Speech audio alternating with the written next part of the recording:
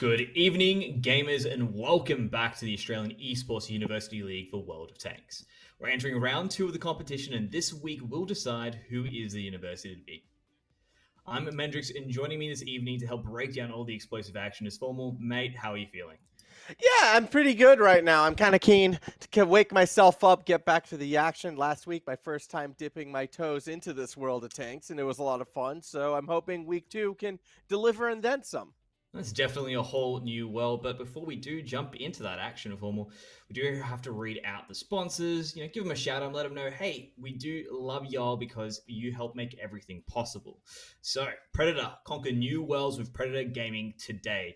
Elevate your gaming experience in every way with the quality and performance thanks to Predator. AOC, the best viewing experience. For more than 50 years, AOC has delivered an exceptional viewing experience to millions of loyal customers worldwide. And of course, Rig, what it takes to win. Developing headsets and delivering superior audio for competitive gamers and streamers at all levels.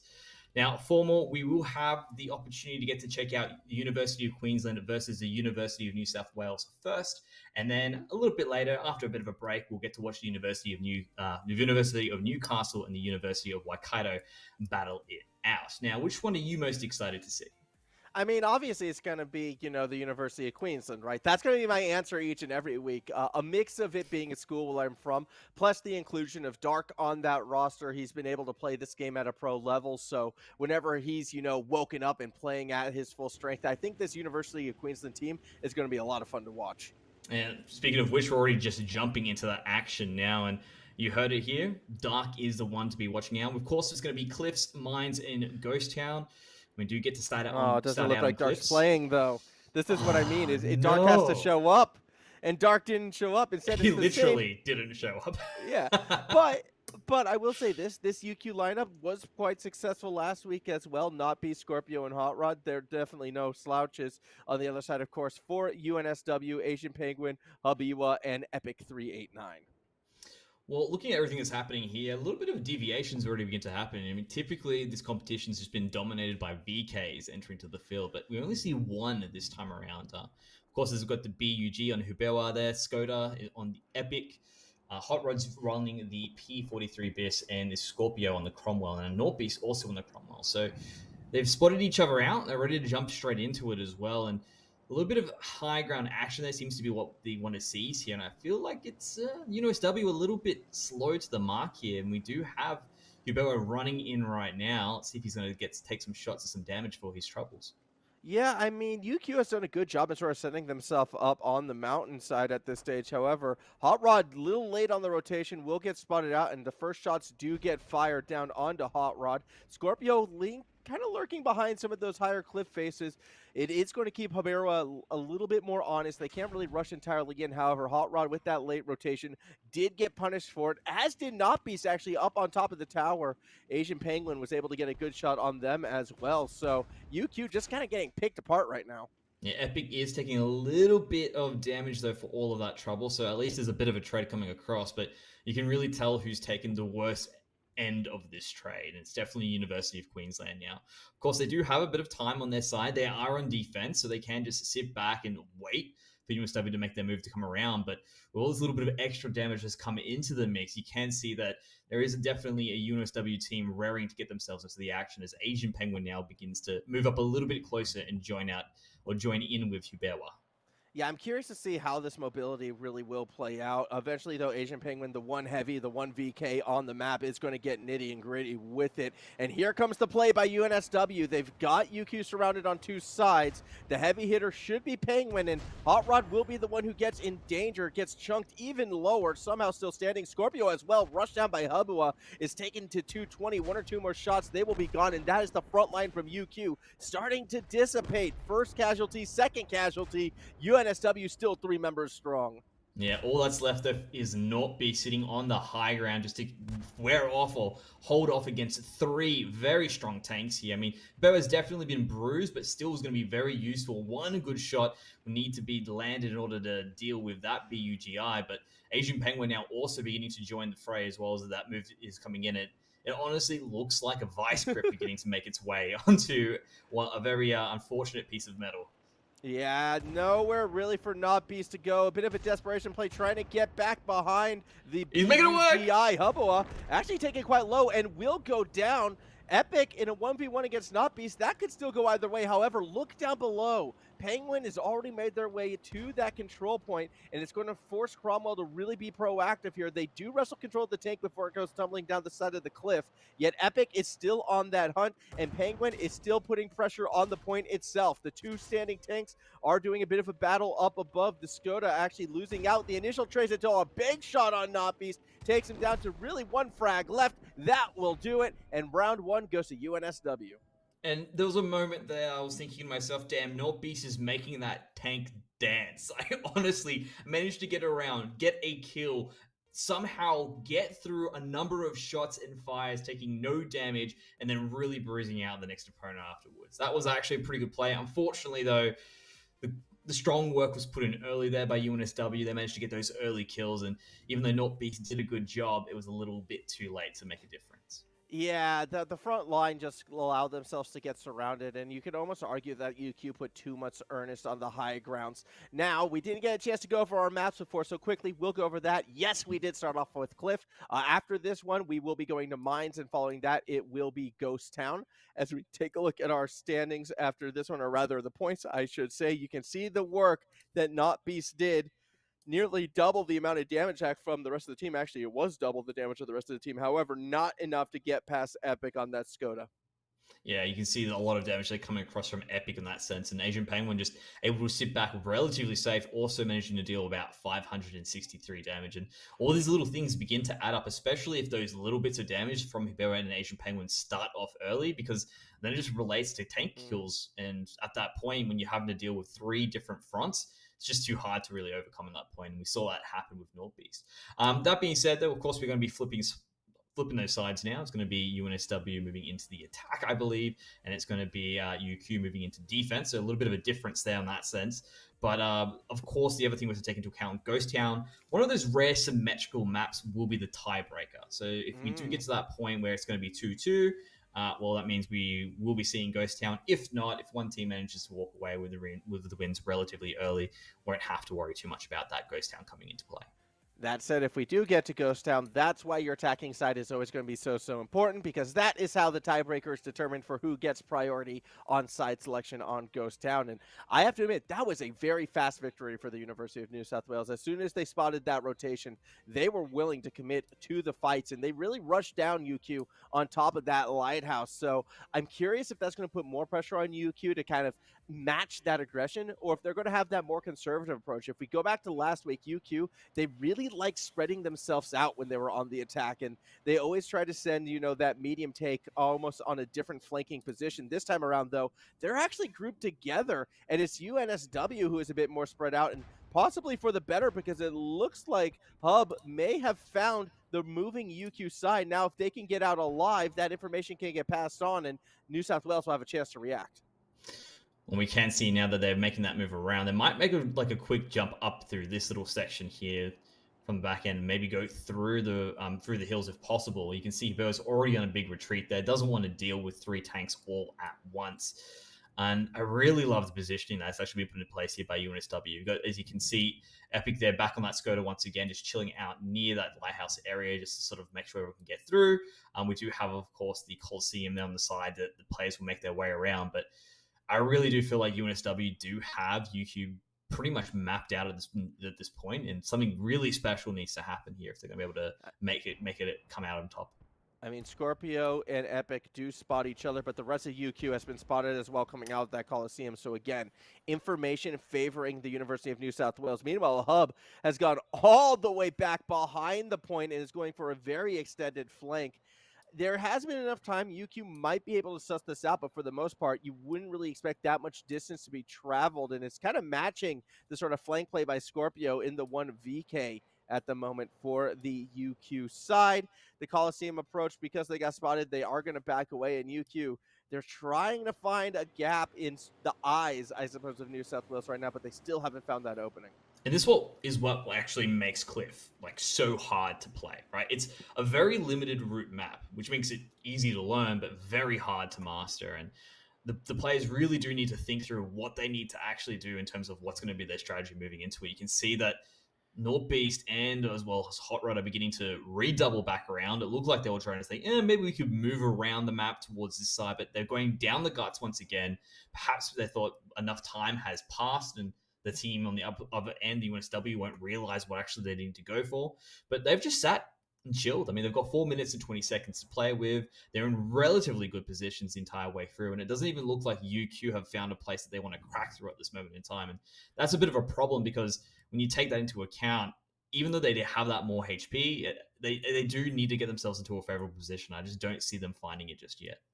Meanwhile, I mean, again, I'm just always keeping my eyes on Hub and sort of the rotational play they're making. Currently at about H9 quadrant, have found a way to get behind UQ in that sense, and there could be an opening that we could see a pretty good flank coming from New South Wales. However, the rest of the team, they're set up in the rubble. I don't see them getting forced out just yet, although UQ is going to make their move right now. This is where you're going to see Hub actually have that impact. They have the flank all the way back there. The shots come through. That is a good chunk of damage, 456 to be exact. And even though Asian Penguin can retreat back, there could be another shot actually coming from the Skoda back there. It doesn't quite get the damage they need. Asian Penguin, however, is putting some down, and this push, it's a little bit desperate. Finally, the cavalry's going to arrive from behind, yet Cromwell has already been taken quite low. I should say Hot Rod's been taken low in the Cromwell. That was Skoda keeping them back. Not Beast is going to go for a rushing play, but that's just straight into the line of sight of Asian Penguin.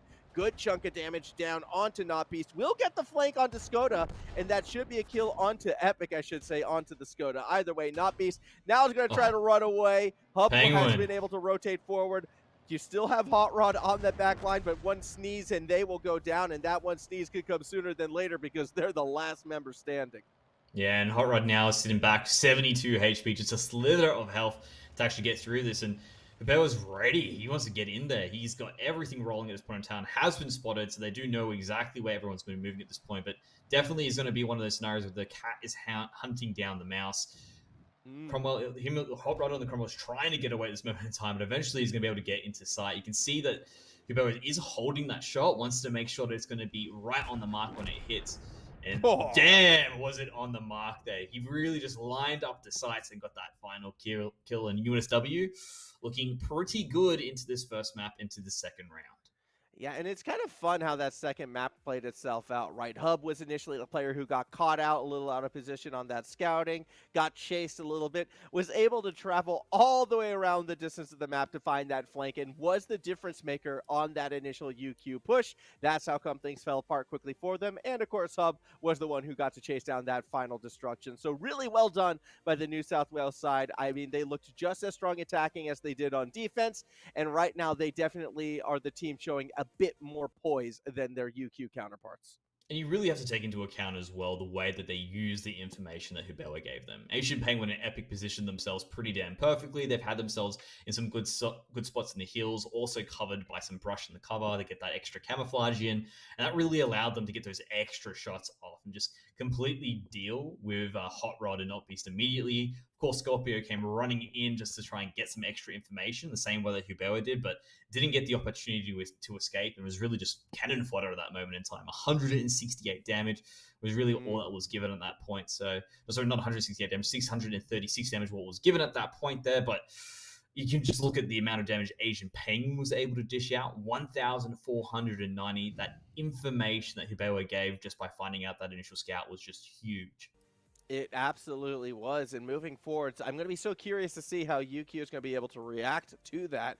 There's still a lot of, tanks to be played, I suppose, in this matchup. However, this best of 4 format means there is no more room for mistake. Technically, match point, even though we're going to play both sides of the next round at Mines. I'm curious to see if we continue to get this New South Wales domination, because right now, New South Wales, they're looking like the class of the event. And look, Mines is another all-time favorite for pretty much every tanker out there as well. But one of the things that comes into that is that typically it is also a very fast map. A lot of the teams like to get control of that middle of the map as fast as possible, get that high ground, and that means there's going to be some brawling.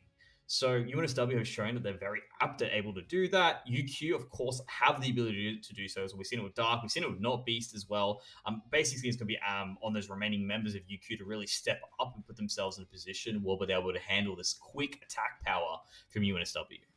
Yeah, I mean, even if we go back to sort of last week as well, we saw UQ wasn't afraid to get brawly in the past as well, and it could play to their strengths. However, it felt like both times on this most recent map, when the brawls did break out, New South Wales was that little bit quicker and that little bit more decisive in their decision making. And that's what I want to see sort of improve from that UQ side. They can't afford to be the team late to the punch 3 maps in a row. They have to be the more proactive side. Even if they get caught out again like they did back at that first map, they have to find a way to turn that to an advantage. That's what New South Wales did. And so, I don't know. It's sort of matching your opponents as best as you can at this stage. And what will be interesting to see is going to be the choice of the tanks that they do bring to it as well. We did see a lot of differentiation, like I said before in the past, typically dominated by VKs, with a mixture of 1 medium tank sometimes, so 2 heavies and 1 medium. This time around, very different in that sense there. We had the Cromwells, had a little bit of the BUGs, a bit more coming into it. A little bit of versatility from the teams is something that I really want to see. But when it is going to be an all-out slugfest, which is typically what you see on Mines, I'm expecting there to be the VKs coming into the mix. Yeah, I am expecting to see those VKs as well, and I'm hoping we're going to be getting into this map soon right now, because we've done a lot of talking about it. I'm keen to see what it's going to look like. I don't know. Prediction-wise, if you were to ask me, I still feel like New South Wales has this. What are you talking about? I thought you were the University of Queensland man. What is this? Yeah, I am, but that was under the assumption that Dark would be here today. You can't just write off your whole team because Dark's not there. I just did. You can't stop me. Watch me go. No, but as we do take a look at some of these initial tanks, yeah, the VKs are out and in style. 4 of them. Look at this. Look at this. And we're going straight into it. Yeah, not messing around this time. Everyone's straight down the middle. It's time to take some shots, as Epic actually is the first one who is, taking a little bit of a beating right there, and UQ get the initial edge. You can see Hot Rod's positioning as well. Took the shot at Asian Penguin. Couldn't quite make contact. Now, as this is happening, there's the third member. Hub was the one who was sitting back. I thought Hub might have been going for a flank play, but nah, everyone just wants to drive it down the middle. And I'm looking at it now. I think Epic wants to try and get up a little bit higher into that high ground, but has to watch out for the fact that, of course, there's a nice advantage there for Hot Rod and that T150. And this is actually interesting because normally I feel like a few of those extra shots land, and that sort of like engages the idea of like, all out, bro, let's go into it. And maybe it might happen now that Epic's been taken down to 518, but still no movement here from UQ. And maybe that might be the little bit of indecisiveness that might come back to haunt them.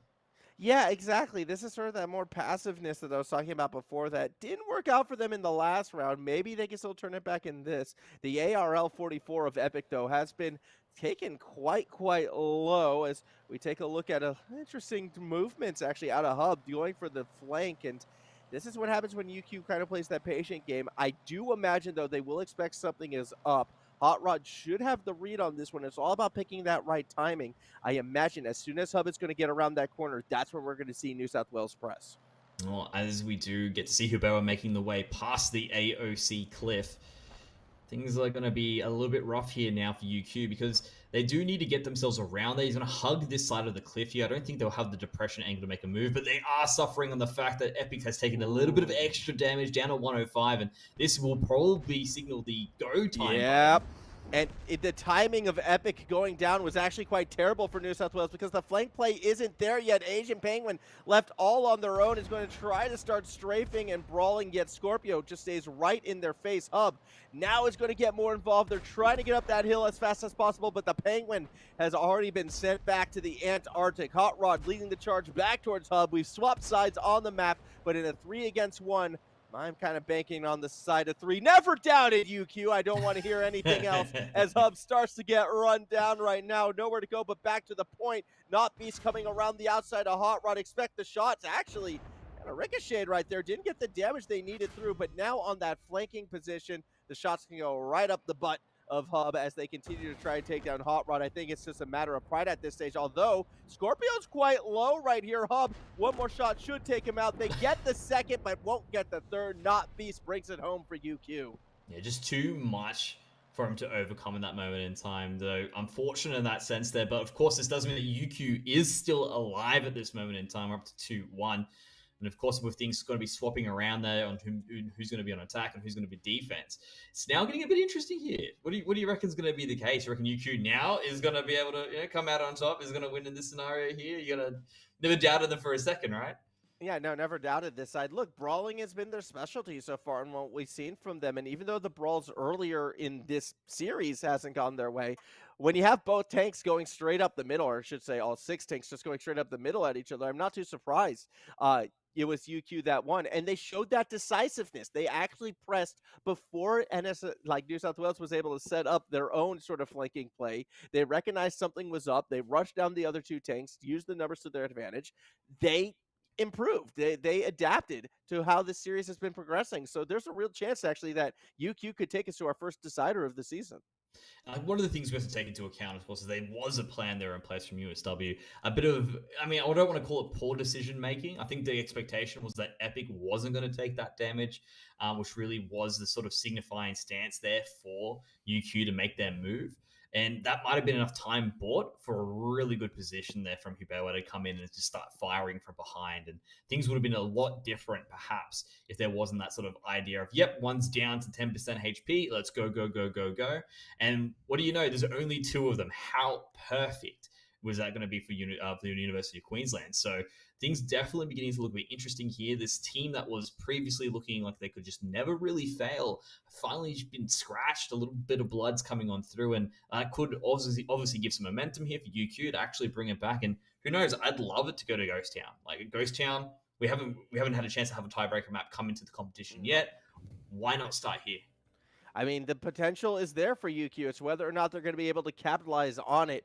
New South Wales, though, they're still that raid boss right now. They still are sort of that team to beat. And getting, some chip damage on them is something, but getting that killing blow, that's going to be another. I do believe we're almost ready to get back into this next map. And as soon as we do, we're going to figure out how this one will play out. I gave my prediction, Mendrix. You never gave yours. Do you think we're going to see that map 5? UNSW, okay? Okay. No. I don't look, I'm from New South Wales, all right? You're from Queensland. I don't think we're seeing a 5th map. USW are going to come back stronger now. They've realized, you know what, let's just stay together. We split up. That was the mistake. Let's put ourselves back together and just run at our opponents. That's when we're the strongest. All right. I want everyone to take note of that. Mendrix has predicted no fun. The least fun option, the no map 5s ever, better team always wins. I just want that on pen and paper, all right? I want people to remember that as we do get ready, hopefully, to get into this next map shortly. I do believe we've gotten that okay to go. Look, I'm going to be the other side, all right? Because you want to be, Buzzkill. I'll be Buzz Life and say, yeah, I want to see that map 5, and I think UQs can do it. I honestly thought you were about to say Buzz Lightyear there, and I was going to be like, oh yeah, Infinity and Beyond, right? Just, who knows? Why stop at a map 5? We could go to a map 6, huh? What do you reckon? Or is that too crazy? Too much of a non-buzzkill for you? I mean, we could do it. It just wouldn't have any significance onto the tournament at all. Like, it stately stays in the rules. What if we made it significant? We found a way to get in. We'll break into the admin's tent, okay? And get our way to jump in there and sort of change the rule. Nah, it's not going to happen. Let's be honest.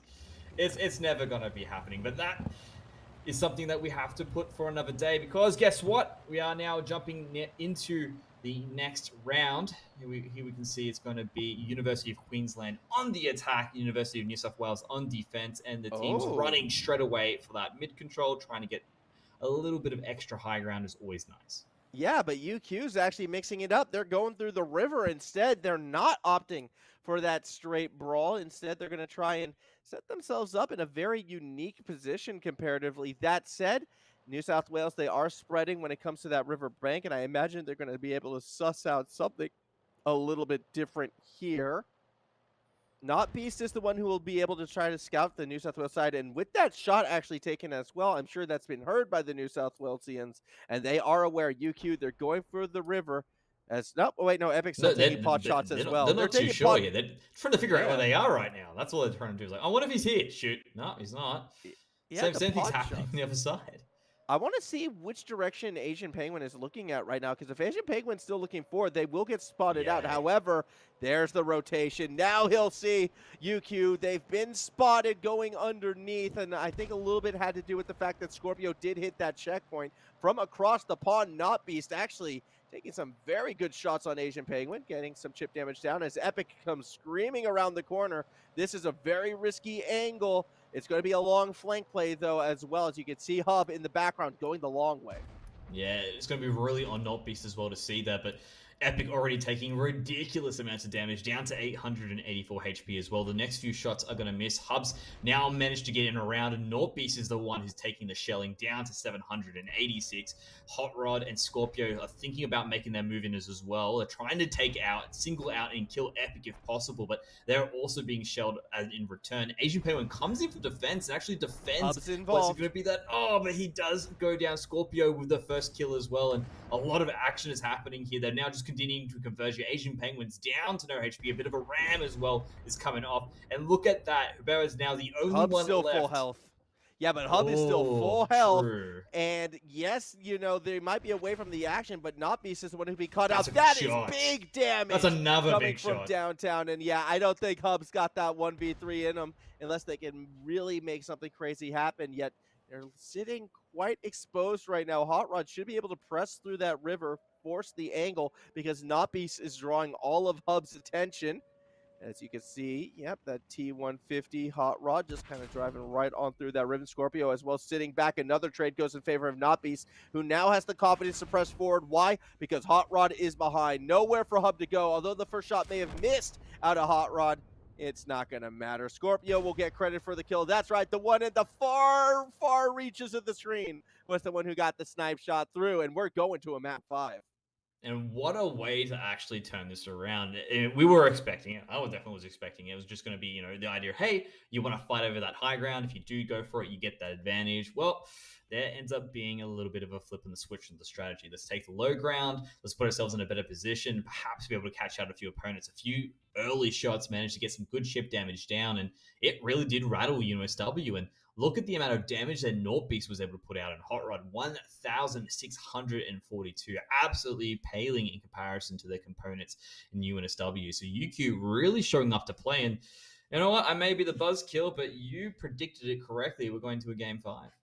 Yeah, and this is, where things get quite unpredictable. I pity right now sort of our stat members behind the scenes who have to figure out who gets that selecting advantage, and they're going to figure out who's going to be choosing what side. So it might be a little bit of a delay before we get into this next map. However, we get to see our first map 5, and it's not like, that 2 pointers in the past. It is that next map determines who wins this matchup. This is looking to me, though, right now, when we've kind of seen all 4 of our teams already and we're kind of getting more matchups, this could be our finals preview, because I would argue that these 2 teams have probably looked the strongest out of everyone coming into this. And to see them go to that distance, it's telling me no one's running away with this event this semester. Well, I did say at the start of the cast that, whoever comes out on top of this will probably be the one to beat, right? The team you have to really look to take down the benchmark going forward for the rest of the weeks. So it is going to be a very important game because, of course, if you're the one that actually sets that benchmark, you'll have the momentum going forward, the confidence as well, the fact that, hey, I did beat the hard team that I needed to, so you can really set yourself up for success coming into the finals. Yeah, absolutely. And I feel that blueprint is kind of being set realistically for both these teams and their approaches. Like UQ, we see want to be that brawly team.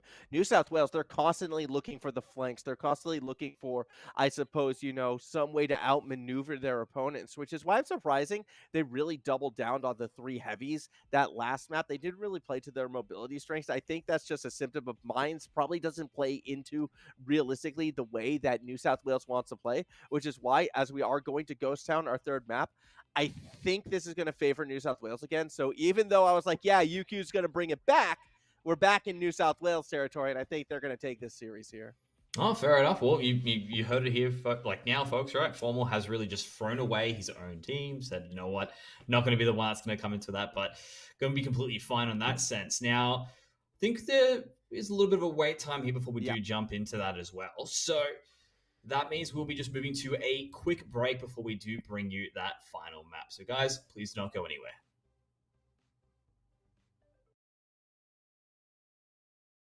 Hey, I'm Rose Danielle. I'm a cosplayer, streamer, AV tech, and a massive Destiny fan. I'm going to check out how Destiny 2 runs on the Nitro 5.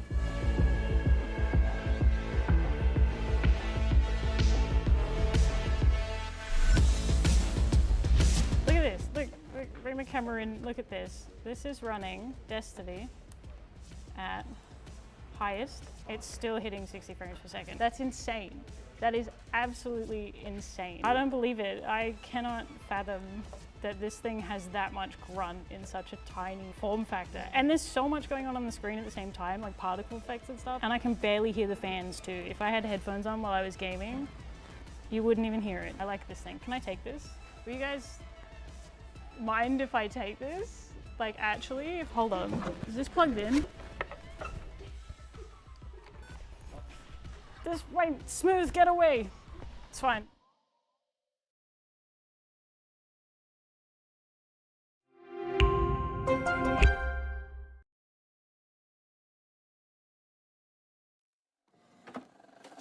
I just can't let you go.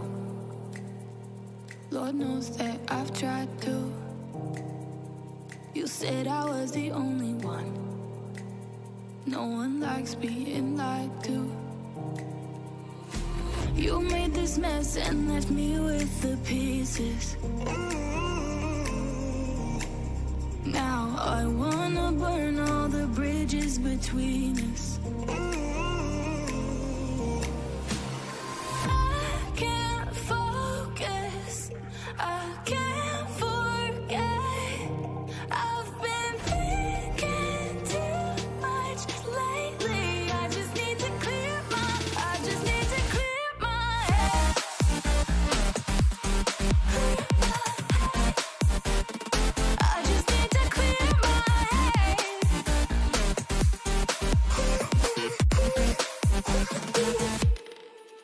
I've been stuck on a memory, but it's not like I need it. And we may have some history, but we don't have to repeat it. You made this mess and left me with.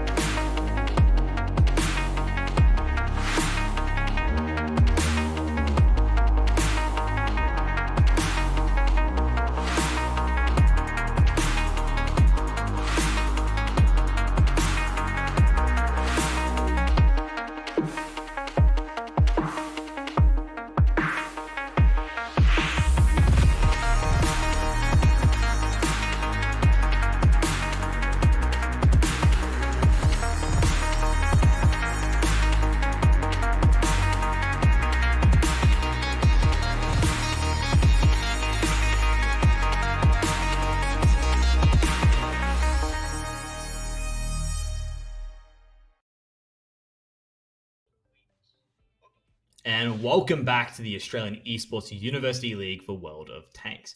If you're just joining us, we are now up to the fifth match between the University of Queensland up against the University of New South Wales. And let's recap on this formal. What was interesting there? UNSW off to a great start, managed to take the first two matches, and then afterwards on the reverse, looking to just come back with a nice sweep. University of Queensland took the next two. So Ghost Town is going to be the one that's going to be the decider here. How are you feeling about that one? I mean, it's a tough one, right? Because Ghost Town, it's always been considered more of a competitive map. It's nearly symmetrical, but at that same token, both these teams have also had, a bit more time to strategize just for this matchup as well. UQ got the advantage because they were a bit more effective in that Brawly Mines showdown, so they were able to choose the defending side. That means New South Wales has to be even more proactive when looking for those flanks that they've been continuously hunting for. it's kind of up in the air right now. I feel like New South Wales might be a little bit rattled. However, I'm still leaning for them to take this one out. And like you said, Ghost Town is definitely a bit symmetrical. It has had a few changes. Of course, was a competition map in the past. But what's really interesting about it is from a 5v5 perspective, a lot of players or a lot of tankers like to say, hey, just group up as a wolf pack, make your move in there and look to brawl it out. But now it's a 3v3.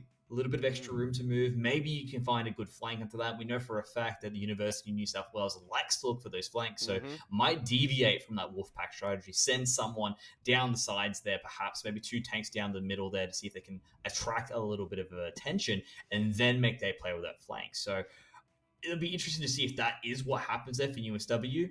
UQ on the flip side of things, they do like to brawl it out, but sometimes they employ really good strategies where they just they literally flip the script in the last game. Right? We're expecting them to just make the play for Well, I mean, we'll see what happens, right? New South Wales as that team, like, I do admire the flank, but the thing is, they have to keep those 2 tanks that you were talking about alive, as I do believe the game is starting, so we should be on our way there at any given moment.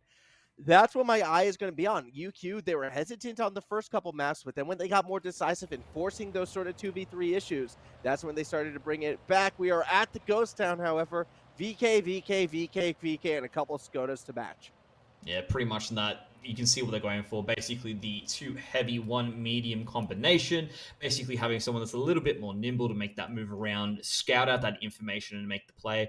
Of course, as you can see, there's 2 real points that you want to look to capture, and the objectives are just sitting there. One roughly outside the outskirts of town, one right down in the middle as well. It is going to be UNSW on the attack. UQ with the advantage because they performed well in mines, means that they will be sitting down for defense, and they are making their way just a little bit in. Just got one the Skoda just sitting on the outskirts to play things a little bit safer here, whereas you can see immediately a little bit more of an extra move onto UNSW, but as soon as they are about to get to the point, they decided to slow it down and just hold themselves here on this angle.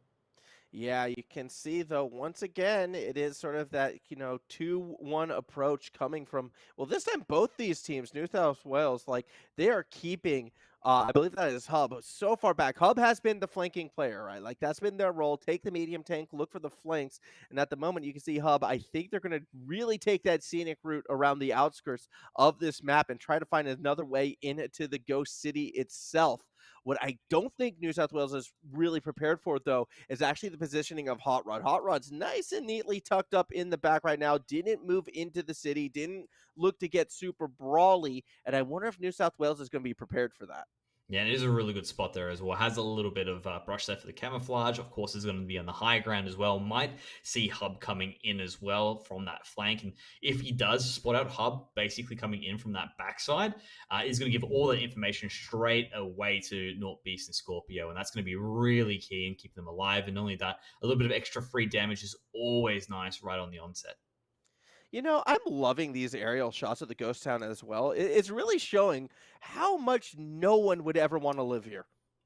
I mean, it's why they call it Ghost Town, right? Why would you want to live in a ghost town? But why was it even built? Like, everything about the surrounding landscape just looks miserable as we do move along. Still waiting live in this dry, deserted land in a boxed canyon in the middle of nowhere.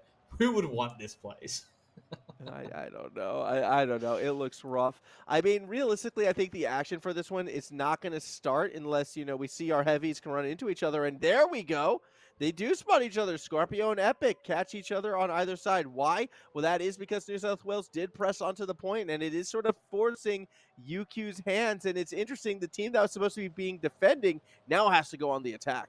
Yeah, it sort of is that go button, that trigger being pushed. And they do have a bit of time to make this work, but you can see a little bit of a late approach there from Asian Penguin. Pushes that timer ever so much forward now. Only 30 seconds left on the clock, which is really beginning to buckle up on the nerves here of UQ, who must start getting those shots there to reset the timer. Nothing has landed just yet. Nothing hit. Yeah, that's big. Oh, down to 15 seconds. Now they need to rush in and open themselves up. And here is all the brawl, all the action as well. Asian Penguin's there's a big shot. But Epic's not taking this too well. He's down very low. Asian Penguin is trying to defend his here team comes out on Hot the side Rod as well. and everything's just going completely nuts there. Scorpio's taking a Oh! lot of HP, but there goes Epic, taken out of the fight as well. Hub's trying to get in, but he's just nowhere to be found just at the moment. Now Here he he comes is. flying around the end here. Hot Rod has already taken some shots there, but Asian Penguin finds the kill. He's down to 44 HP, nothing left to the side, and now it's all up to Hub to make something happen. Yeah, as Hub is going to get rushed down immediately by the two surviving members of UQ. It's going to start trying to retreat away. That's a big shot courtesy of Hot Rod. Hub crashes into the building. So too does Hot Rod, just blocking off the escape. So Hub has nowhere to run, nowhere to hide, and UQ wins in a reverse sweep. And it was looking so good for UNSW on that flip side. They managed to avoid those first initial shots there from UQ, really putting a lot of pressure onto UQ at that exact moment. But when it really came into that action, we say, UNSW, the team, so decisive, mechanical, likes to make moves. They will out-mechanic this time at UQ. UQ really were on point this time around, and it looks like it is going to be University of Queensland, the team to beat for this competition. Yeah, and if you go back to sort of how the second half of that map played out, you can see what New South Wales was trying to do. They didn't move on to the point until they were in a position where Hub was on the flank, essentially ready to catch the rotation. The thing is, UQ, as soon as the point was on, they stayed patient, and they actually waited till Hot Rod themselves got into the city before making their play. Granted, it still could have all gone wrong had the flank from Hub actually made contact with the shots, but as we saw UQ rushing, we saw Hub take 2 shots, neither of them hit, and those were the 2 critical misses that kept UQ at full health when the brawl did break out. They were a bit healthier, a bit more mechy during said brawl, because they were able to cheat Hot Rod forward before making that full commit. Hot Rod was able to get more involved before Hub was able to re-engage. UQ winds up winning.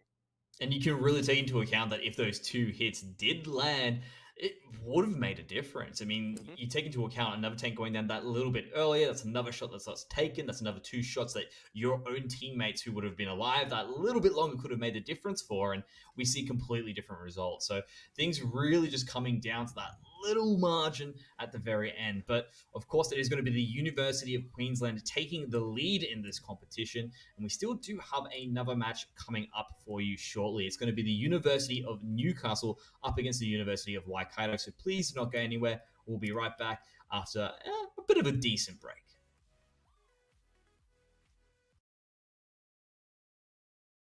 Hey, I'm Where's Danielle. I'm a cosplayer, streamer, AV tech, and a massive Destiny fan. I'm going to check out how Destiny 2 runs on the Nitro 5.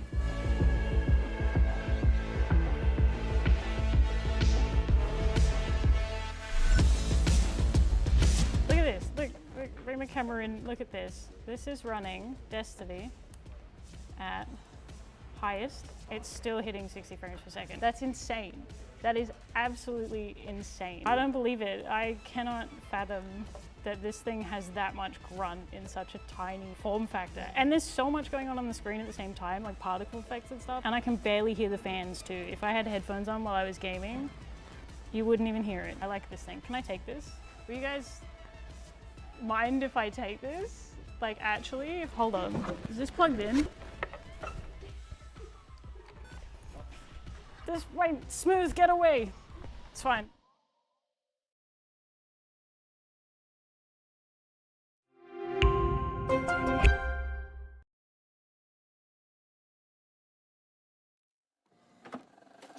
I just can't let you go. Lord knows that I've tried to. You said I was the only one. No one likes being lied to.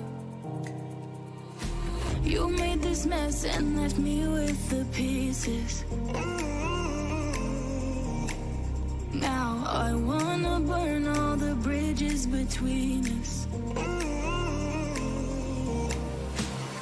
I can't focus, I can't forget.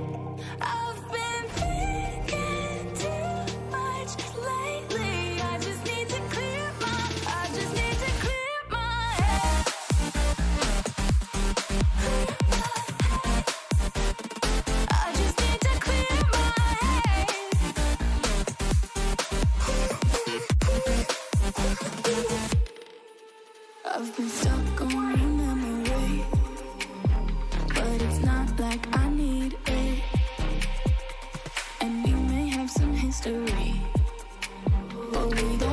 to repeat it. You made this mess and left me with the pieces. Now I'm gonna burn all the bridges between us. I can't focus, I can't forget. I've been thinking too much lately. I just need to clear my head. I just need to clear my head. I just need to clear my head.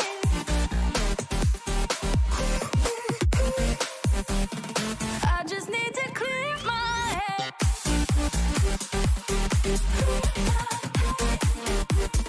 I just need to clear my head.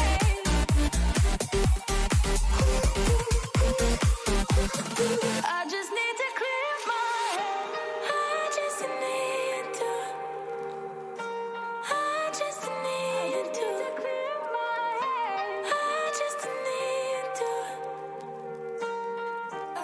I just need to clear my head. I just need to. I just need to clear my head. I just need to. I just need to clear my head. Can't focus. I can't forget.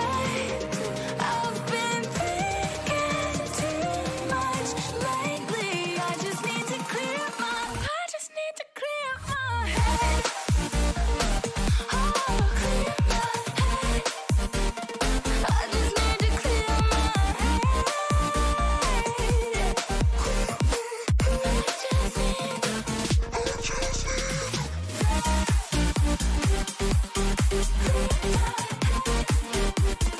I just need to clear my head.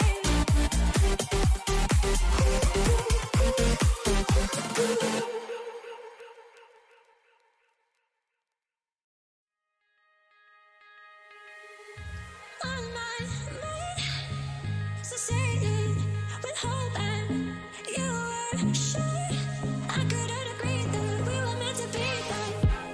Our love is what they talk about in movies. Our love is what they talk about. Secret superweapons are complex, often attributed to a single powerful mind. They are made possible by the efforts of assistants and junior researchers who rarely get the spotlight. Like Ermelinda Jung, a talented physicist with a spark for all things electromagnetic.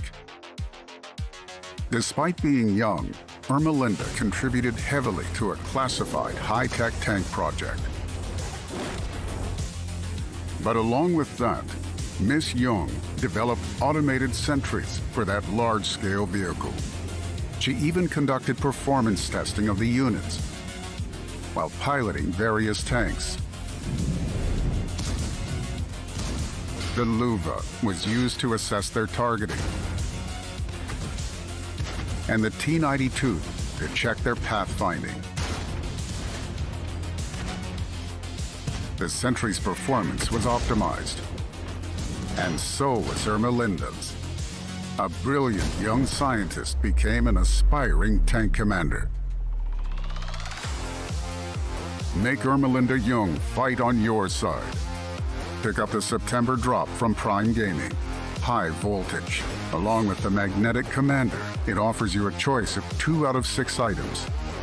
Chocolate, 5 missions for ×5 experience when victorious, and 4 rental tanks, including the Luva and the T-92.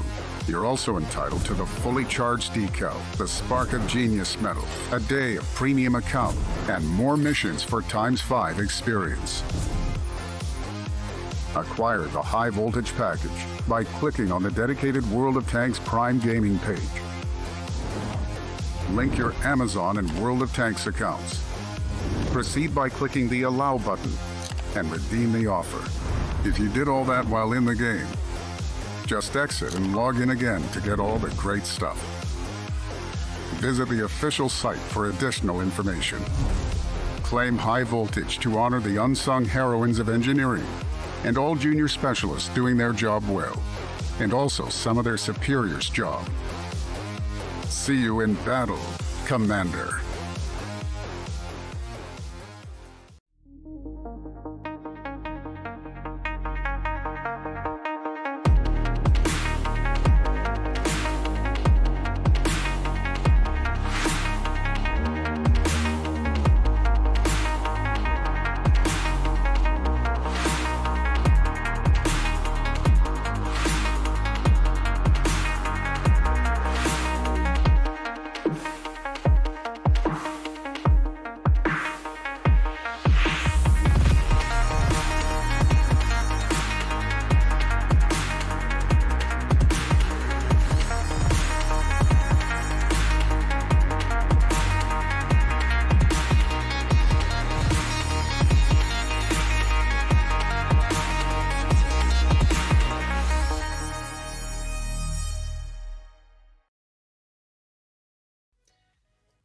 And we have returned with the Australian Esports University League for World of Tanks. Well, guys, we're now moving into the next match of the evening, which will be the University of Waikato up against the University of Newcastle. And these guys didn't have the hottest start last week, but this time around, hopefully they can change things up a little bit with getting themselves onto the board. And talk about it, we're already into the action. Yeah, and if you want to kind of watch out for specific players, Nate Palmer on the side of UON is the one to keep your eyes on. The more experienced member of the team, the shot caller, kind of trying to lead two newcomers sort of in trying to find success. And if you go back to last week, they did actually have a real chance. They were able to take one map away from UQ, which could be considered a little bit of an upset in and of itself, considering the form that we've seen UQ. And it kind of makes me a little bit worried about UOW. However, I do believe the experience of the New Zealand time should pay off. So I'm kind of looking to them to be the carries on this matchup. That said, it looks like MBS may have overextended already and is taking some chip damage from Black. Yeah, at the same time, though, they did manage to return a little bit of fire onto Pope. So Pope Gordon there as well, down with a little bit of sliver HP. A few more shots coming out, but not going to hit the mark at this moment in time. We do have the two Scoters chilling out just behind the Coliseum at this moment in time, looking for their way in. Blacksify in a bit of a forward position here, just a little bit further past, getting closer towards that lighthouse and overlooking what seems to be Cromwell here, or the Cromwell by being piloted by MBS. And it's interesting, too. UON so much more proactive in their defense here on this map than what we saw from the last two. They were the ones who were initiating this fight. They're the ones who were trying to take that forward position, not allowing UOW to kind of flank around that right side. Granted, no one's really gone for that, but they weren't even able to get around the left side either. It's actually UON controlling a majority of the map right now, and it would be interesting to see if UOW is going to be forced to retreat at this stage. Well, Blacksify does move a little bit closer there in towards the ruins, just underneath the lighthouse. Does look for a few extra shots there. Does manage to land something on the Skelmish, which is nice, though. So it does seem that Cthulhu and Skelmish have their attention to focus on Blacksify right now. This might be an opportunity now for both Pope Gordon and for a little bit of a move there from Napalmer on those Scoters to get in as well. They've been spotted out as well, so it does mean that their movements are being monitored for the time being. Yeah, it's interesting, though, because UON, yes, we've been seeing Black Ziffy be able to push forward, but they haven't been able to sort of match that on that opposite end just because of the spacing and what's been created by Cthulhu, who is also still taking shots. That's a good chunk of damage onto Napalmer, actually, and that's not what you want to see if you're a UON fan. Meanwhile, on the other side of the screen, you can see Black Ziffy in a little bit of danger. That MBS Cromwell slowly making its way around. That should trigger a more proactive push as soon as things get going forwards, and Black Ziffy could be the target of UOW. The flank is there. The rush down the middle is there as well. Because of the chip damage back on Napalmer's hesitation on the UON side, and UOW is regaining that ground. You can see that, of course, at the same time, UN does have those extra shots there. So even though Cthulhu and Skelmis both made those moves, they took quite a chunk of damage there as well, just to get themselves in a position to actually contest the movements here from Black Ziffy or Blacksify. he's actually put himself in a pretty good spot there. Cthulhu's trying to get the high ground, so he will be able to get the back end of Black Ziffy, but Black Ziffy's just jumping in onto MBS. They get a few shots there. We'll ram the wall as well, trying to get that better angle and not get the best of it here, but the rest of the squad's here to assist as well. Napalmer and Pep Gordon are coming in. They're focusing their attentions onto Cthulhu, but not really getting the most amount of damage. They actually managed to get MBS here now as well, so he's down and out for the moment time being.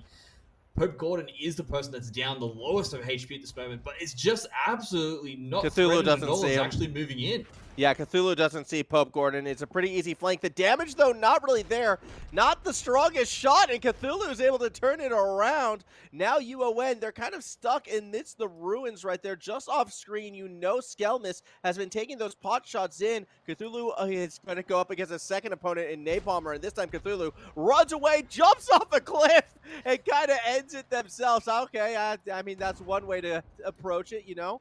UON didn't take him out. Skelmis still taking some shots back up at Napalmer, but now it's kind of outgunned 2v1. You can just imagine that moment in time. He's one shot. He's like, never mind. He's no shots at all. And Skelmis now seems to be the person under fire, stuck between a rock and a hard place. Black Ziffy's making that move in as well. These two VKs are going to be fighting it out. 37 HP versus 264. But fact of the matter, when your attention is diverted between 2 points, it's too hard to overcome. And it will, of course, be University of Newcastle taking the first win of this series. Napalmer did so much work as well. I know that brawl looked a little bit chaotic and all over the place, but when you were seeing the damage and who was actually making that solid contact, it was Napalmer on that UON side, even finding that last shot, despite, you know, how nice that shot was. Again, shout out to our spotters for this one. But yeah, it was Napalmer who did get that final kill with that snipe from behind, and I think we'll see it right here. 1,376 from Napalmer. Black Ziffy did a fair chunk as well, just being the first one involved. Between the two of them, so much damage coming out from the UON side.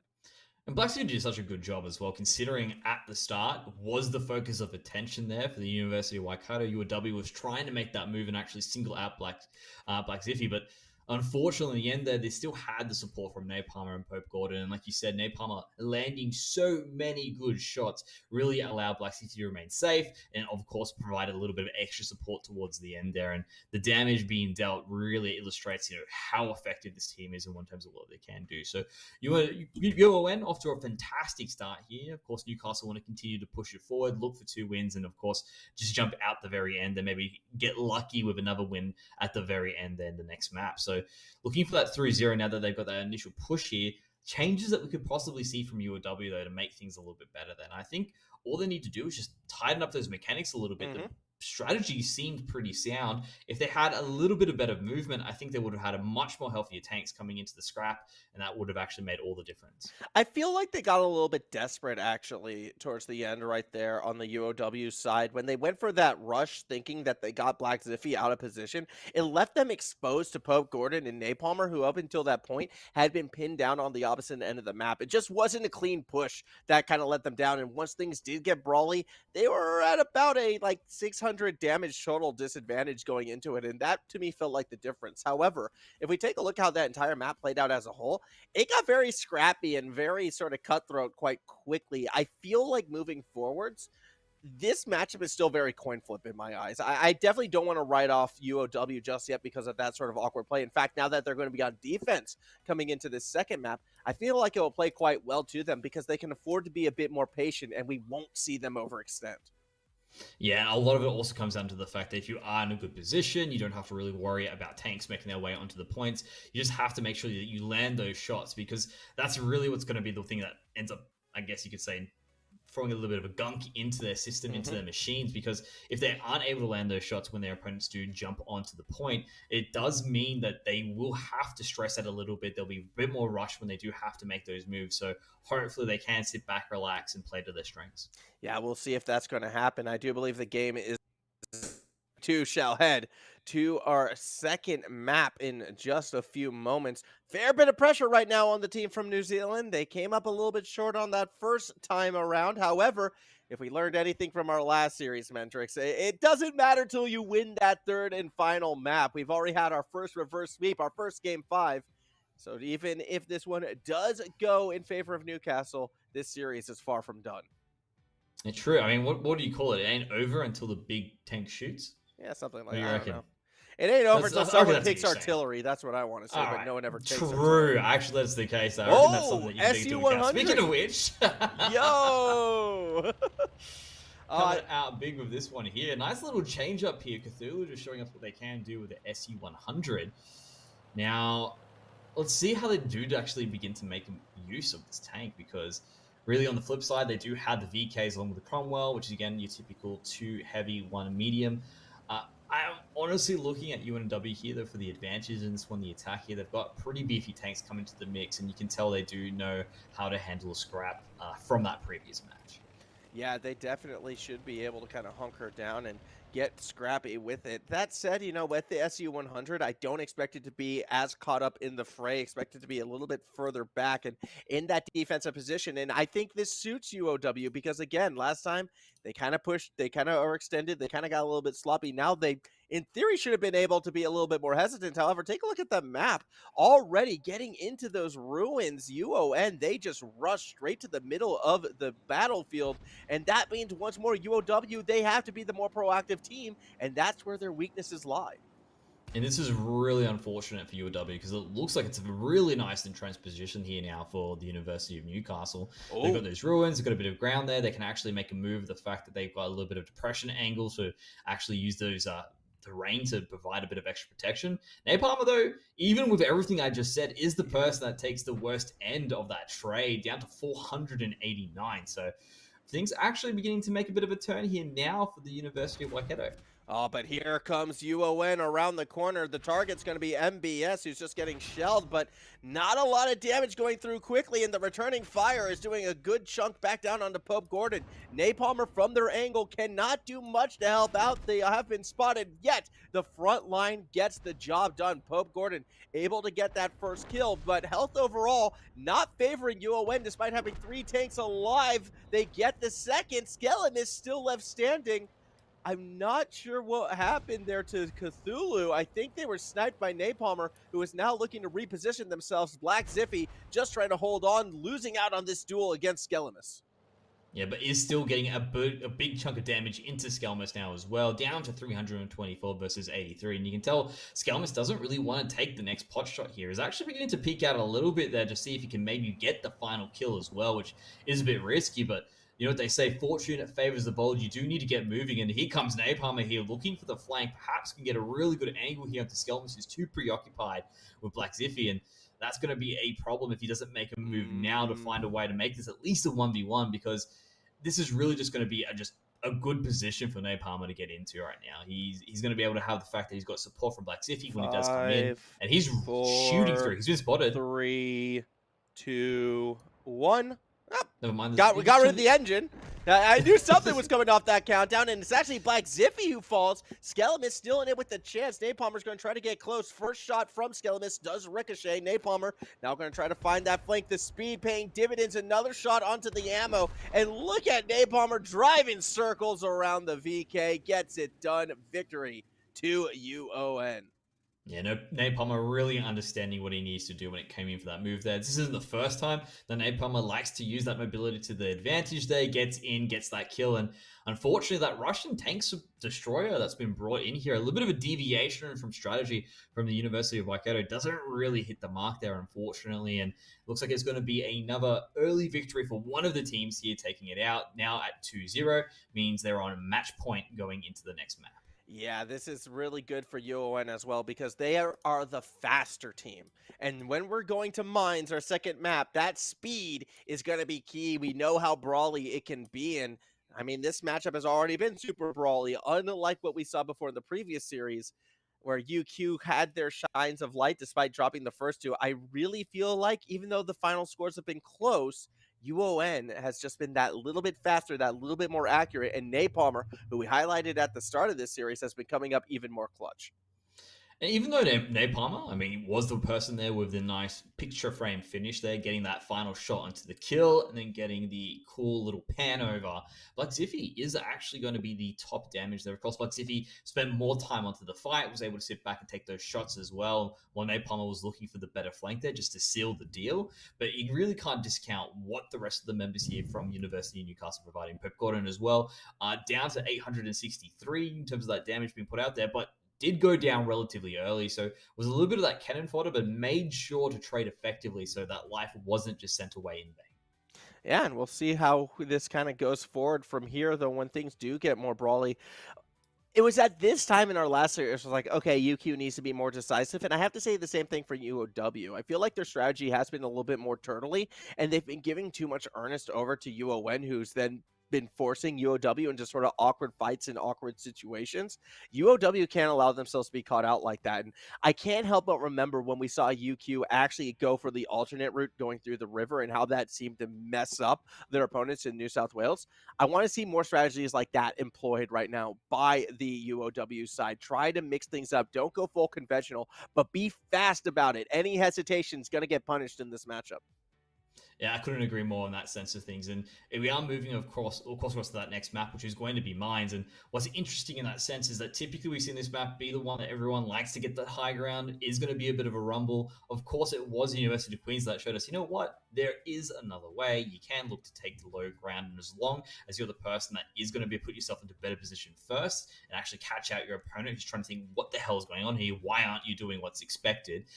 That means you can get an advantage. So this might open up a little bit of changes here, especially if the these teams here were watching the previous match. You've got the opportunity to do so. Why not check out some of those strategies and see if you can find ways to improve your play if possible? I would like to see, perhaps from the University of Waikato, maybe something a little bit different here, because if they do like to sit back a little bit, maybe not take those decisive actions, you can use different strategies and use that variety to throw off your opponent, and that's your way of getting an edge. So let's see what happens, and we should be jumping into this match very shortly.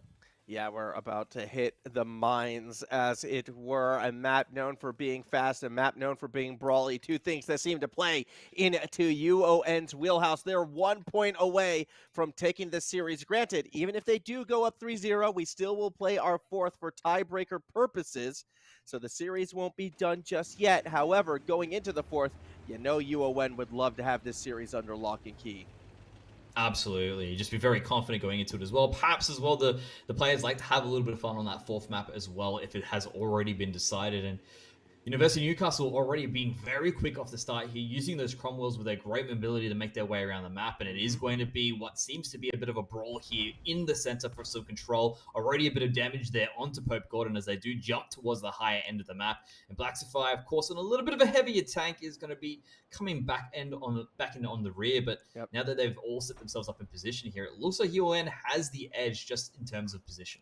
They were the faster team once again, Mendrix. They got to the middle first. They got themselves set up, and they did so without taking any damage. Pope Gordon has been chipped, and actually Black Ziffy just got shredded from the shot downtown. I believe that was Cthulhu, who has been a bit of a sniper for the UOW side. Pope Gordon as well, not really doing too great out in that front line, and UOW, despite conceding that middle ground, they've done a good job in setting themselves up around UOW, getting that chip damage in. When things get brawly, UOW may just have the advantage yet.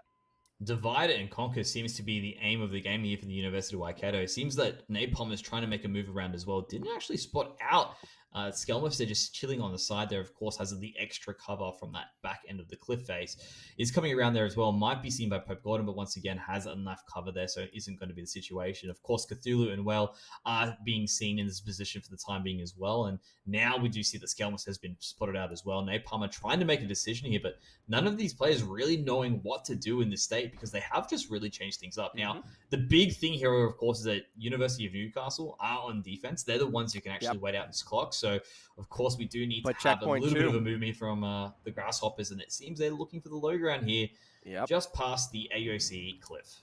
Yeah, I mean, look, if UON wants to kind of turtle themselves up in the high ground, well, Cthulhu can park themselves in the low ground and force them out via war of attrition. Someone's going to have to react. You'd expect Black Ziffy to make that move. However, when you look to the side, that's what Whale is waiting for. Now we see Black Ziffy out on the run. Meanwhile, Napalmer and Pope Gordon, they're thinking they might go the long way around, and I'm not sure UOW is going to be necessarily expecting this rotation. They do spot him, shots going backwards. It was far and wide, and now all of a sudden Skelemus is being forced into an awkward confrontation with Black Ziffy. Shots coming down. Black Ziffy actually not doing so great in this initial damage, and Whale's just not hitting anyone, unfortunately, when they need to. Big bump onto Skelemus, and they will be the first blood. As this is happening, though, keep note on that timer. Still 1 minute remaining. Still 3 members strong for UON, as Whale is going to be their next target. They just want to force Whale off of the cliff, as Whale does drive down to the river. Now they can look towards the control point. Yeah, you can see Napalm's trying to get into that spot now to see if he can force him off, get a few shots there. Don't think he's got the depression angle to actually land the shot there as well. And look, as you can see, Cthulhu's just hiding down there, right there, hugging that cliff face to make sure, so they have to come all the way around. A shot does land, and that resets the timer. So it does mean that the University of Newcastle have a bit of extra time to play with as well. Cthulhu taking the worst end of that damage as well. But even though it seems to be that idea of, hey, 3 against 2, that HP still seems to be in favor of the Grasshoppers at this moment in time. So maybe they can make something happen, because Pope Gordon's down to 4 HP. One more shot, just basically a bad hit in the wind will be enough to bring him down. All right, Pope Gordon, now's your moment. Drive on top of that cliff and just launch yourself onto Whale. I think that's going to be your best chance to get damage in. That's what Napalmer's looking to do. Take a look up above, trying to find the flank on Cthulhu. Is spotted, still going for that risky shot. Can't quite get the depression. Pope Gordon still alive, still taking pot shots as well. Back down the other way. 3 minutes remaining, 2 minutes to capture. Eventually, UOW might have to park themselves on that point or get even more aggressive. That's what Whale is looking to do. As up above, you can see Napalmer now on the retreat. Well, another shot there from Black Ziffy isn't going to actually hit the mark there. This Cromwell by Whale is actually getting a little bit more overzealous here. He's actually coming in a bit closer. The confidence starting to build here. Knows that one member's 1 shot away. One really good shot could actually spell the end of Black Ziffy as well. Cthulhu having a bit of a cat and mouse game between Napalm there on the backside as well. But everything being said and done, it's been roughly 1 minute and no real big decisions. But here's one there now. Whale comes in, gets that kill on to Pope Gordon. It's up against Black Ziffy now. It's trying to be a little bit easy with his versatility and those movements. It's actually getting the better end of these shots here. He's bringing down Black Ziffy with that extra mobility. He's running him around for the time being and will get the kill. And this seems to be the turnaround that UOW wanted. Yeah, now we take a look up above. It's all down to Napalmer. What can the little Cromwell do against a VK and, well, a mirror matchup on the opposite end of the map? I mean, they are so far back, and they are spotted out. Shots going both ways. A little bit of chip damage onto Cthulhu, yet it's Whale who can press it forward. Instead, they're looking to go for the capture victory, and that's going to have to force Napalmer out eventually. But they are spotted. Like, UOW knows where this poor little Cromwell on 66 health is going to come from. I don't see a world that UON brings this back. Well, I mean, a shot that comes in does get Cthulhu. He gets the kill on the end of it, and he manages to bring it back to a one-on-one. It is going to be, like you said, a mirror matchup. Whale has to press. 66 against 405. They can't get the point now. Yeah, he has to come out now. It needs to be a win by destruction. Speaking of which, another 2 good shots. Whale down to 144 HP. Can Napalmer bring this back from the depths?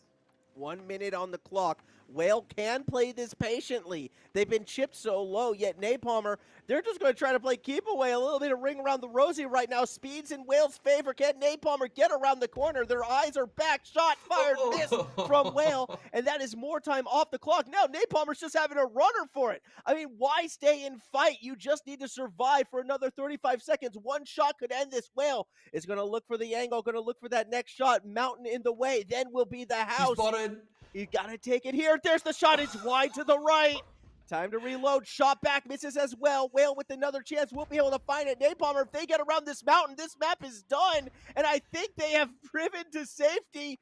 Running away with it. Napalmer may have just won this for UON. And Whale's sitting there. He's wondering to himself, can I push? Can I make this work? I don't have enough time to get around the edge to find the angle. And what a way to bring it back from the... I'm actually a little bit speechless here. You can see right now he's sad by the house. He just wants to get out of the tank, go to bed, and fall asleep. Whale unable to find the kill. And Napalmer managing just to turn it around on those shots afterwards. What a way to bring back the victory. Yeah, I mean, those were shots that someone who plays at the top level can only hit, right? The expectation of just knowing where your opponents are sitting on the point and to still actually hit those vital parts, absolutely insane. So great effort from Napalmer. That will secure the series victory for UON. We still will have one more map, but this is what we said, Napalmer has to be the carry for this team if they're going to get the win, and I don't think you get much more of a carry performance than that. That was actually nuts as well. I mean, we take into account everything that you just said and then the distance on those shots as well, right? He was sitting back and he's like, if I take one more hit, I'm gone. So I need every single shot to land. And he managed to make that happen right there at that moment in time, making a 1v1 against Whale, and then he just played it out correctly at that point afterwards. Whale did a lot of damage there as well, 1,651. Napalmer, 1,409. You can see, where a lot of the extra hits came across from their members. Unfortunately, Pope Gordon was the first one to fall down, but what did do a good job of sort of holding the line and keeping Black Zippy healthy, who then also got those next kills. But really, Napalmer is the star of the show at the moment for the University of Newcastle.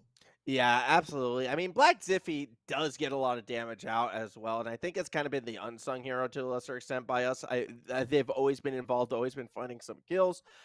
On that opposite end, Cthulhu, I think that was the least impact we've actually seen from Cthulhu yet. They went down a little bit early, and that definitely hurt UOW's side. Moving forward from here, we'll be curious to see what UOW can sort of bring to the table with our last point. Again, it could be a little bit of fun. We could see some sort of messy tank selection. It's only the second time we've gone to a 3-0 map 4. However, I'm now super curious to see, what more this UON team can actually accomplish as they continue to grow, as they continue to learn. Napalmer's not going to be there to bail them out each and every time. I like the direction as a whole, though, where this team is going. So, I don't know. UON, I think they're kind of becoming the dark horse of this event, I feel. Yeah, I do agree with that sentiment. I mean, the idea of having Napalm as a little bit of an X factor for the rest of the team, but of course, those other members are definitely going to be good, strong pillars, and that does going to play a good effect coming into it against UQ and, of course, against UNSW. And you do want to have that little bit of an amp there because the fact of the matter is there's still a few weeks of this competition to go, right? It's still got a lot to play through. It could end up being one of those positions where they incrementally improve to a point where they can be extremely competitive against UQ and, of course, against UNSW. So these can definitely play that around, and we'll be watching this team very closely as they do begin to improve throughout the tournament. Of course, again, we have to look at UOW. UOW had some pretty good moments there on that map. I would like for them to obviously bring their A game once again, not play it up a little bit too much. So I want to see what these guys can do if perhaps maybe the dice rolls a little bit in the other direction, what they can achieve. Yeah, it's going to be exciting to see what they can bring out as we do get ready to go to our fourth map. Our final map. Stakes probably not the highest that they would be for a final map of the day. In fact, you could argue that there's not much but pride on the line yet. Tiebreakers could rear their ugly head at the end of the season. So still it would be nice for UOW to get a victory here. I want to see everyone get brawly again. That last map was fun. I don't know how you top that if you are Napalmer, but that's why we play, and that's what we're going to try to find out. The KV2 coming out for the side of UON. Yeah, a little bit of a difference there as well. Do you like them bringing in a tank destroyer on that side? That's going to be, well, actually, with a Russian tank destroyer here from Cthulhu as well. So both of these teams having a little bit of extra fun into this play here, but still just enough of standard to really bring a very competitive match. And maybe this time around, it will be your tried and tested true idea of just going straight into the middle and brawl and look for those quick damage here. But they will hide just out towards the end there. I thought it was going to be a big, massive showdown, but in the end, these guys are still holding the correct positions. I mean, yeah, Cthulhu hasn't even left spawn realistically yet just because you really want to stay back with that tank destroyer and try to snipe away. So I don't feel UOW was ever going to be willing to brawl, not with the medium, not with the tank destroyer. And that would just leave, unfortunately, poor Whale on their own should have things got messy. But by staying back as well, it does cause a bit of hesitation for UO, and they're not rushing into the fight for the first time. They're taking their time with positioning as well. This could turn into a bit more of a chess match than we were expecting. Well, you know what? Chess is pretty good in that sense as well. I mean, there is relatively limited routes here through this map, and that does mean that you do need to have exceptional positioning here as well. Really liking the look here of this nice up-close view of Black Sapphire there, who's definitely going to be a falcon on watch for those tanks to come rolling in, trying to figure out where the grasshoppers may be. and really no information given away by any of these teams at this moment in time. We do have Napalmer, though, looking for the scenic route, trying to get through, perhaps find something out, or some sort of form of movement on the other side here. Napalmer and Black Sapphire will be spotted out here by Whale, but nothing else is going to happen there, I think, or perhaps it's a little bit different there. Yeah, Whale is seeing what's happening here. It is a bit of a long trek, though, to make your way down and actually deal with Napalm at this moment in time, but let's see what the move seems to be, and they are looking to make a move here towards Napalm here. Perhaps really come through here and just focus all your fire onto the one tank that you can see. And Napalmer, once again, just getting some quick shots off and taking a bit of a chunk out of Whale. That's got to be frustrating because it drew the attention of UOW, and you can see up above the flank play, they found out the tank destroyer Cthulhu, and they got some damage there as well. UOW, I mean, they thought they had the correct turtle setup. Instead, they're the ones getting flanked, they're the ones getting outpositioned, and now they're the ones retreating on defense. Yeah, you can see they're being pushed back as well, and that is just rough in this scenario because now they've got a choice there. Do they want to go towards the low ground? No, you rush Napalm as well. Yep, rush Napalmer. That seems to be the play. Napalmer still doing good shots. They're continuing to whittle Whale down to 585. Skelmus, though, up in the face of Napalm at this moment in time, and even though he is able to move, he can't really get out of this position here, so he's just continuing to put damage into Whale at this moment in time. He's pushing forward a little bit. Skelmus is looking to get him from behind, maybe around on the side here as well, but he's just going to use that mobility to get around. Of course, that turret's just not moving fast enough, and Napalmer, he seems to be a man on a mission here. Managed to take out one tank, and now he's got his eyes set on this Cromwell. Yeah, meanwhile, in the background, Cthulhu was taken out as well, so poor Skelemus, last member standing, and has to duel with the Napalmer, who I thought for a second there may have been Norwegian with how hungry they were after Whale. Deep shot from Pope Gordon gets it done, and that will do it. UON clean sweep 4-0 with 3 tanks standing. Oh, that Russian premium tank coming up huge at the very end there with that last big hit. It is going to be crazy. Oh, gotta love the way that these guys finished it off. The University of Newcastle, a little bit of jazz coming in there, so I really did love that as well. Max, how did you feel about the end there? Whew, 2 very different series is kind of my takeaway from that end right there. UON, I would argue, like, had to work more for their victories than the times that we saw either, New South Wales or UQ get their wins. However, they were still the only team to get that complete sweep, that 4-0. I mean, very different. That second series, a lot more brawly. Our first series, a bit more tactical, but, like, at that same token, Napalmer might be the MVP of the night, of the week, I should say right now, of the night, whatever you want to call it. Night because week. From an individual performance standing, like, Napalmer stepped up.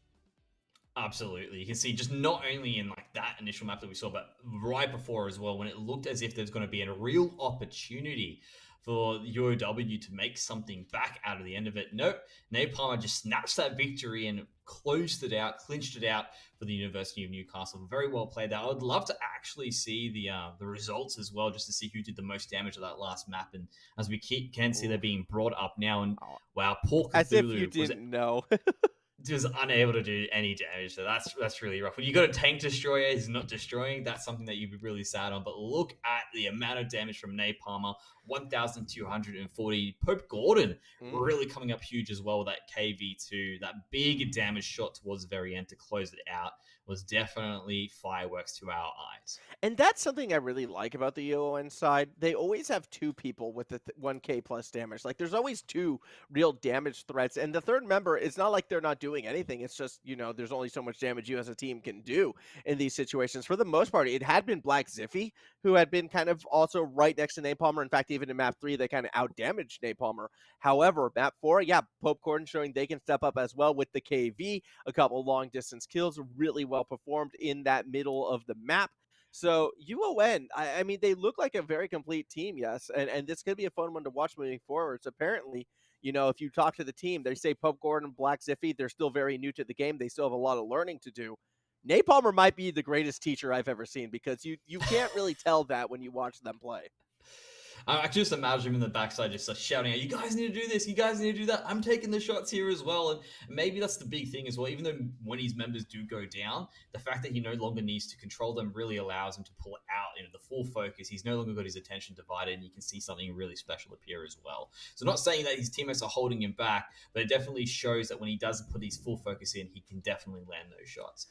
That being said though, Max, I think it's time for us to call it a night actually, but we can't end it without one more shout out to our sponsors. So of course here guys, going to let you all know about Predator. Conquer new worlds with Predator Gaming today. Elevate your gaming experience in every way with quality and performance thanks to Predator. Of course, AOC, the best viewing experience for more than 50 years. AOC has delivered an exceptional viewing experience to millions of loyal customers worldwide. Rig, what it takes to win, developing headsets and delivering superior audio and for competitive gamers and streamers at all levels. And believe me when I say that, because I'm wearing these ones right here, these good old rigs as well. So let me take that into account. And of course, we need to shout out AEL. If you want to find out more about AEL or upcoming events and live streams, check out the AEL Sports League on Facebook, Twitter, Instagram, YouTube, and TikTok. And you can also find us on Twitch at AEL Uni and AEL Uni 2. Before I do close out tonight, another big thank you to the broadcast team, Neptune, Nuttery. Thank you guys for making this a smashing event. And we will be back next week to see more World of Tanks action. See you guys there.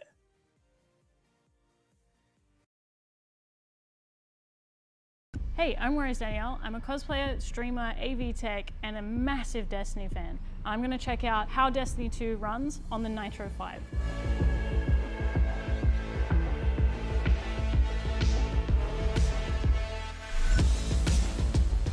Look at this. Look, bring the camera in. Look at this. This is running Destiny at highest. It's still hitting 60 frames per second. That's insane. That is absolutely insane. I don't believe it. I cannot fathom that this thing has that much grunt in such a tiny form factor. And there's so much going on the screen at the same time, like particle effects and stuff. And I can barely hear the fans too. If I had headphones on while I was gaming, you wouldn't even hear it. I like this thing. Can I take this? Will you guys mind if I take this?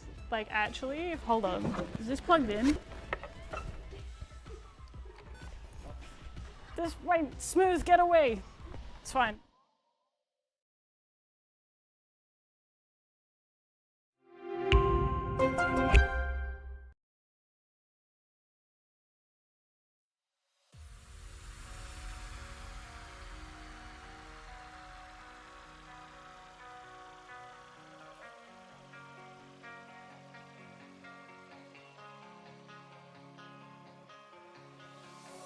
I live my life on the run. I say I'm not giving up. I may be living alone, but I still believe in love.